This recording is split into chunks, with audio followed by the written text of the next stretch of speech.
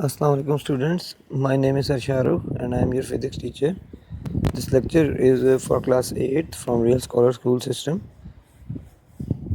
Students, studied your chapter number 3, the topic 3.3 friction up to rolling and sliding friction. Now it's the time to study braking and skidding, the concepts, the role of friction behind the braking and the skidding, and some of the advantages and disadvantages and methods to reduce friction. Question number जो है वो आपके 38 से लेकर 42 तक ये notes के बनते हैं, ठीक। और आपकी बुक में ये पेज बनते हैं 75 और 76 बस, ठीक है, यहाँ तक। तो इन टॉपिक्स को, इन क्वेश्चन आंसर को, ये मिनी एक्सरसाइज को नोट्स से ही देखते हैं। वहाँ पे मैंने क्वेश्चन वगैरह बनाए हैं। तो नोट्स क्वेश्चन है ब्रेकिंग और स्किडिंग के टॉपिक में से कि ब्रेकिंग और स्किडिंग क्या है। तो आपको स्टूडेंट्स पता है कि जो आपके टायर्स हैं किसी भी गाड़ी के, उनके दो टाइप्स के मोशन होते हैं। एक लीनियर मोशन यानी फॉरवर्ड मोशन, ठीक है, यानी आगे की तरफ, और एक रोटेटरी मोशन यानी घूमने वाला मोशन, ठीक है। ये दो टाइप्स के मोशन और व्हील्स शो करते हैं। Motion of wheels along the road यानी लीनियर मोशन, और motion of wheel about their axis यानी रोटेटरी मोशन। तो ब्रेकिंग क्या चीज़ है, जब हम ब्रेक अप्लाई करते हैं तो मूविंग व्हीकल जो है हमारी, उसमें जो रबर पैड्स जो होते हैं उसकी ब्रेक शूज़ उनके, और गाड़ी के यानी जो बाइक के या गाड़ी के जो भी आपका व्हील है उसके जो रिम है उसके दरमियान जो फ्रिक्शन होती है, इस जगह पे ये ब्रेकिंग पैड्स हैं और ये व्हील है आपका, इनके दरमियान जो फ्रिक्शन है वो इंक्रीज़ कर जाती है जब आप ब्रेक लगाते हैं, जिसकी वजह से गाड़ी आपकी रुक जाती है, यानी उसका रोटेशनल मोशन ख़त्म हो जाता है। बट रोटेशनल मोशन तो ख़त्म हो गया, बट लीनियर की वजह से, लीनियर मोशन की वजह, इनर्शिया की वजह से जो उसका लीनियर मोशन है वो ख़त्म नहीं होता। तो गाड़ी जो है वो, उसका टायर घूमना तो रुक जाता है, बल्कि रोड के ऊपर स्किड करना शुरू कर देता है। ये वाला मोशन तो ख़त्म हो गया रोटेटरी, बट ये मोशन तो अभी भी बाकी रहता है। तो गाड़ी जो है वो जब आप कभी बहुत ज़्यादा टाइटली ब्रेक लगाएं तो स्किड करना शुरू कर देती है, ठीक है। इस फिनोमिना को आप नाम देते हैं स्किडिंग, बिकॉज ये किस वजह से होता है, इनर्शिया की वजह से, लार्ज मोमेंटम की वजह से। जब गाड़ी मूव कर रही होती है तो एकदम से हम उसको जब रोकने की कोशिश करते हैं तो वो नहीं रुकता, ठीक है, नहीं रुकती गाड़ी, वो आगे स्किड कर जाती है, स्लिप कर जाती है। अच्छा, इसके अलावा क्वेश्चन है आपका 39 कि अगर रोड स्लिपरी है या व्हीकल के टायर जो है पुराने हुए हैं, फटे हुए हैं, पुराने हैं, मतलब वॉर्न आउट का मतलब है घिसे हुए हैं, ठीक है, तो तब जो है वो क्या होगा अगर आप इस तरह गाड़ी चलाएंगे पुराने टायरों के साथ या स्लिपरी रोड पे। तो इस केस में ऐसा होगा कि बजाय टायर जो हैं वो रोल करके आगे गाड़ी को मूव करवाने के जगह पे ही स्लिप करने लगेंगे ग्राउंड के साथ। क्यों? क्योंकि जब रोड स्लिपरी है या टायर वॉर्न आउट हुए हैं तो आपके पास कोल्ड वेल्ड्स नहीं है, इसका मतलब कोल्ड वेल्ड्स बिल्कुल नहीं है। जब कोल्ड वेल्ड्स ही नहीं है तो ग्राउंड, यानी ग्राउंड के कोल्ड वेल्ड और ये आपका जो टायर है उसके कोल्ड वेल्ड्स आपस में फंसेंगे ही नहीं, तो आपका टायर आगे मूव ही नहीं कर पाएगा, ठीक है। तो कोल्ड वेल्ड्स होना, ज़्यादा से ज़्यादा कोल्ड वेल्ड्स होना ज़रूरी है। तो बाइक, आप गाड़ी या जो भी है आपके पास व्हीकल, वो वहीं के वहीं खड़ी रहेगी अपनी जगह पे, और टायर बस उसके घूमते रहेंगे, स्लिप करते रहेंगे, ठीक है। अच्छा, इसके बाद अगर यानी रोड स्लिपरी हो या टायर पुराने हो, दोनों का रिजल्ट जो है वो सेम आएगा, ठीक है। गाड़ी आपकी आगे मूव करने के बाद जगह पे टायर उसके घूमते रहेंगे, क्योंकि आपको फ्रिक्शन मूव करने के लिए भी चाहिए होती है, रुकने के लिए भी चाहिए होती है। तो मूव करने के लिए फ्रिक्शन ही इनफ नहीं होगी कि वो गाड़ी को चला सके। फिर इसके बाद अगेन क्वेश्चन नंबर 40 में आप देखें, लिखा what will happen if the vehicle what will happen to the vehicle if the brakes are applied too strongly. तो ये वही क्वेश्चन कि अगर बहुत ज़्यादा टाइटली ब्रेक लगा दी जाए, या आपसे यूँ पूछा जाएगा कि वाई इट इज़ एडवाइजेबल, कि आपको एडवाइस क्यों की जाती है कि आप ब्रेक्स बहुत स्ट्रांगली ना लगाएं, ठीक है, जब आप तेज़ चला रहे हो। तो क्यों एडवाइस की जाती है? क्योंकि अगर तो ब्रेक्स टाइटली लगाई जाएंगी, हार्ड ब्रेक्स या स्ट्रॉन्ग ब्रेक्स लगाई जाएंगी, तो उसके टायर जो है रुक जाएंगे, रोटेट करना तो रुक जाएंगे, बट कार जो है वो मोमेंटम की, लार्ज मोमेंटम की वजह से, इनर्शिया की वजह से अपना डायरेक्शनल कंट्रोल लूज़ कर देगी और आगे जाती रहेगी स्किडिंग करते करते। तो आपको एक्सीडेंट होने का खदशा है, इसलिए आपको मना किया जाता है कि हार्ड ब्रेक्स ना लगाई जाएँ, स्ट्रांगली एकदम से ब्रेक्स ना लगाई जाएँ जब आप बहुत तेज़ मूव कर रहे हो, ठीक है, in order to avoid skidding and accidents. अच्छा, इसके बाद मिनी एक्सरसाइज देखें। In which case do you need smaller force and why? Rolling के केस में या स्लाइडिंग के केस में? तो आपने इस तरह बताना है कि since rolling friction is less than sliding friction, तो उस फ्रिक्शन को ओवरकम करने के लिए आपको रोलिंग के केस में कम फोर्स चाहिए, ठीक है। तो जब आप किसी ऑब्जेक्ट को स्लाइड करेंगे तो स्लाइडिंग जो है वो मुश्किल सी होगी, आपको ज़्यादा फोर्स चाहिए होगी उसको मूव करने के लिए।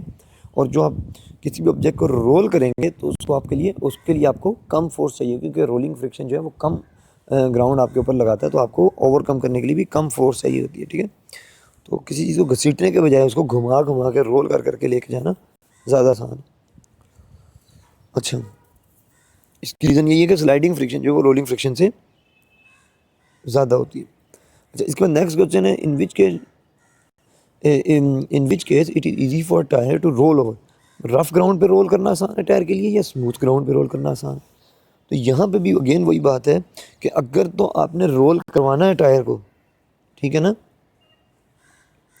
तो उसके लिए आपको कोल्ड वेल्ड्स चाहिए, यानी रफ होना ज़रूरी है सरफेस का। अगर तो सरफेस स्मूथ है तो आपके कोल्ड वेल्ड्स एक दूसरे के साथ इंटररिएक्ट ही नहीं करेंगे। तो ज़मीन जो है वो रफ़ होगी तभी आपका जो टायर है वो इसके अंदर कोल्ड वेल्ड्स आपस में इंटररिएक्ट करके एक दूसरे, ये इसको पीछे की तरफ पुश करेगा और ये वाला कोल्ड वेल्ड इस टायर को आगे की तरफ, तभी टायर मूव करेगा, अदरवाइज़ नहीं। तो स्मूथ सरफेस में आपकी टायर जो है वहीं पे घूमता रहेगा, आगे मूव नहीं करेगा, और रफ़ ग्राउंड पे आपका टायर मूव करेगा, ठीक है।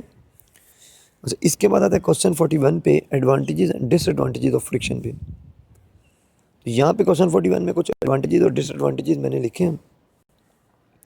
आप देखें, पहले एडवांटेजेस की हेडिंग है, फ्रिक्शन आपको डिज़ायरेबल है, मतलब ज़रूरी है, चाहिए होती है, आप ख्वाहिश करती हैं कहाँ पे? जब आप हिल को क्लाइंब कर रहे हो, मतलब पहाड़ी चढ़ते वक्त आपके पाँव और उसके पहाड़ के पत्थर के दरमियान और आपके हाथों के दरमियान फ्रिक्शन होगी, तभी आप ऊपर की तरफ मूव कर सकते हैं, अदरवाइज स्लिप करके नीचे ही गिरेंगे तो ऊपर ही नहीं जा पाएंगे, ठीक है। तो फ्रिक्शन हमें चाहिए होती है जब हम हिल क्लाइंबिंग कर रहे हो।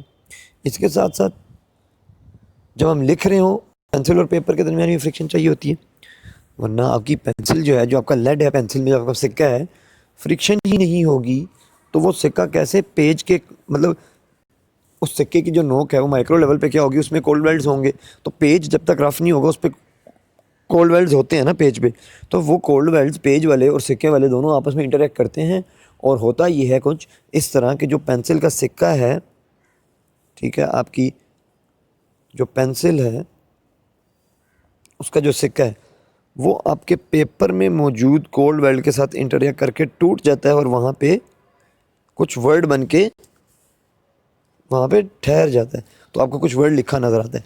तो जब तक फ्रिक्शन नहीं होगी तब तक ये लिखा हुआ नहीं नज़र आएगा, क्योंकि सिक्का टूटेगा नहीं तो वहाँ बैठेगा नहीं तो आपको कोई वर्ड पेज पे लिखा हुआ नज़र भी नहीं आएगा, ठीक है।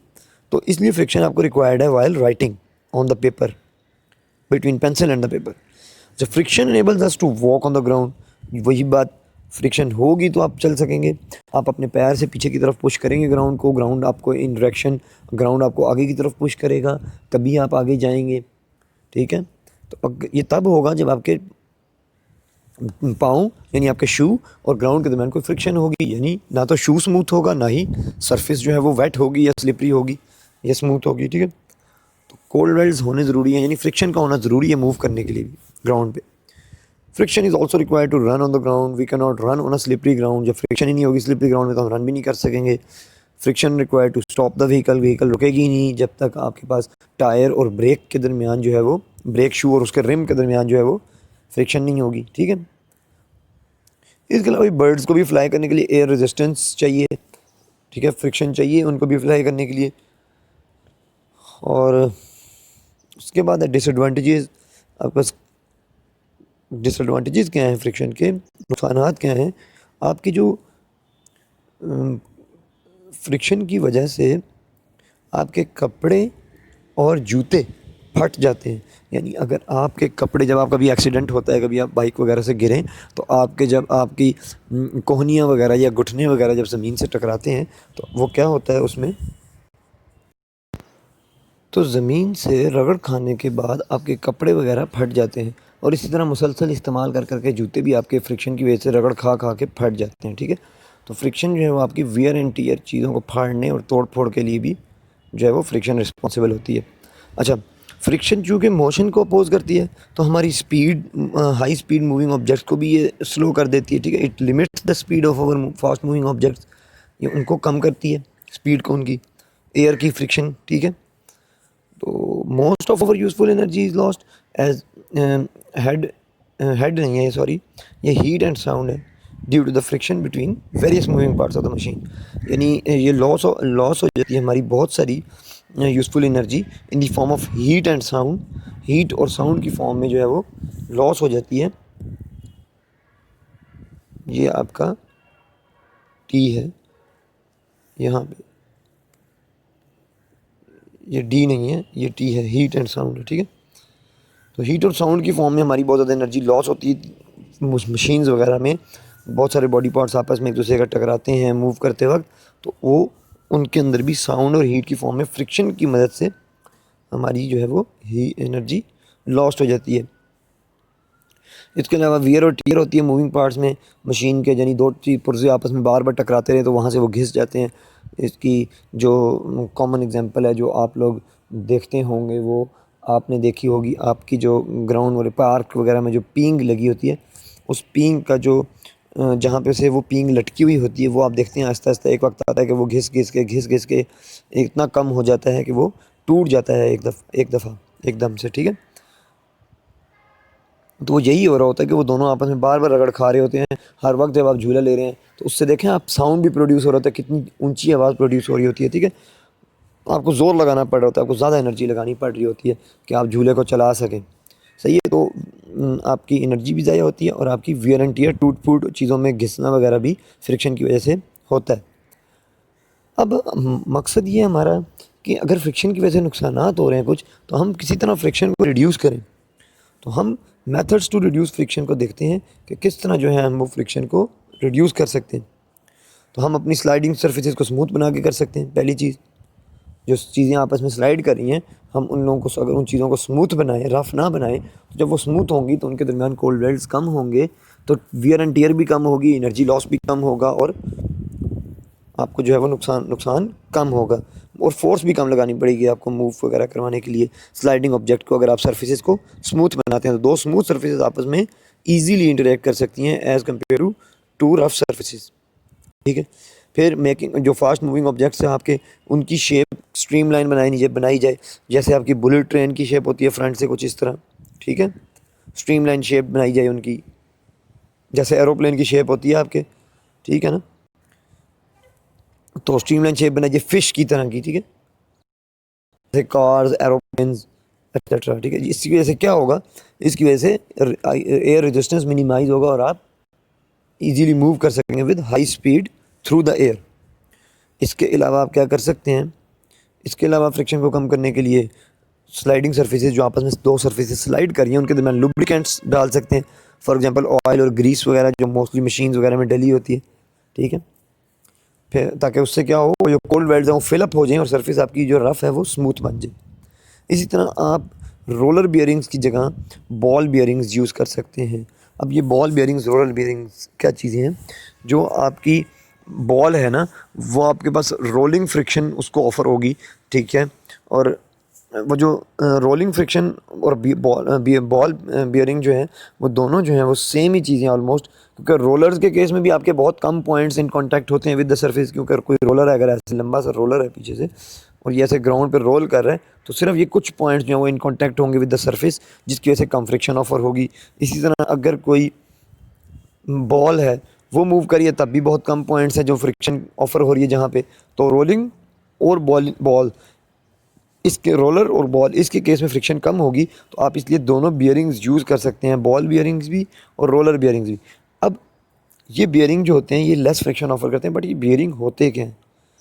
तो आपने कभी साइकिल के एक्सल के अंदर से निकले हुए बियरिंग को देखा है, बल्कि साइकिल के एक्सल को आप छोड़ें, आपने जो ये जो आपके क्या कहते हैं इनको, ये जो स्पिनर्स हैं आपके, यस स्पिनर्स, इस स्पिनर को जब आप खोलते हैं कभी, ठीक है, इस स्पिनर के अंदर से एक ऐसा गोल सा बियरिंग से निकलता है, जिसके अंदर ऐसे बॉल्स पड़ी होती हैं, ठीक है, जिसकी वजह से देखा है आपका वो आप एक दफ़ा घुमाते हैं तो वो बड़ी देर तक घूमता रहता है, बिकॉज रोलिंग फ्रिक्शन की केस में आपके पास सिर्फ 1 2 3 4 5 6 7 8 9 10 11 12 जस्ट 12 पॉइंट्स पे फ्रिक्शन ऑफर हो रही है, थ्रू आउट द सर्कमफेरेंस नहीं ऑफर हो रही। तो इसका मतलब उसकी रोटेशन होती रहेगी, सर्कुलेशन होती रहेगी, होती रहेगी, होती रहेगी, ठीक है। तो आप बॉल बेयरिंग्स वगैरह यूज़ करते हैं साइकिल के टायर्स में भी, ताकि आप पैडल एक दफ़ा मारें तो आप काफ़ी देर तक साइकिल आपकी चलती रहे।